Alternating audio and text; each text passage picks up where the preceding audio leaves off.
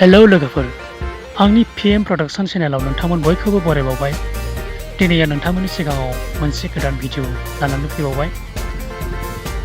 बे जाबाय चिरां जिल्लानि सिङाव थानाय कुमारसालि गेलेग्रा फोथाराव मोनसे जोलुर गेलेनाय बादायलायनाय सोलिगासिनो दङ।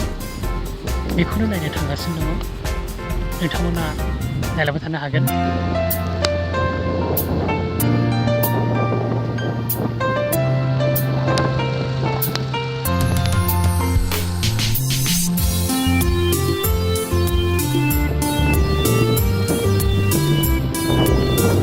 लामा सेर सेर बिफां लाइफांजों बुंफबनाय बेसे समायना जोंनि बर' गामि। नायनो बेसेबां समायना।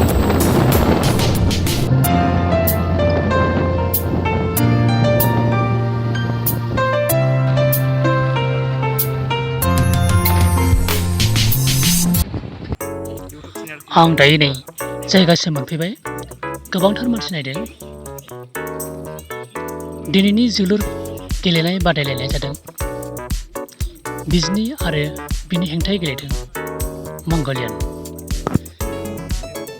बे बादायलायनायाव बिजनीया देरहासार जानो हायो। नोंथांमोना नायलांबाय थानो हासिगोन।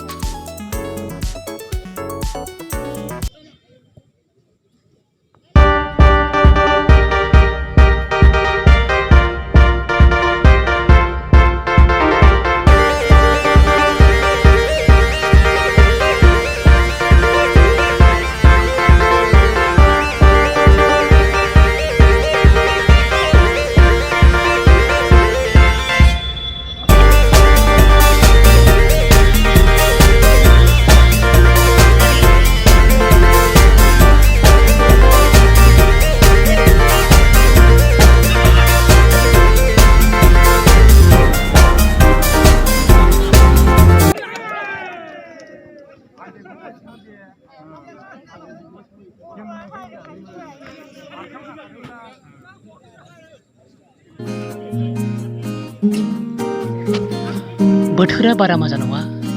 जेरैबो खोमसि जाबाय, जोमै साग्लोबबाय, अखा हाहां हां।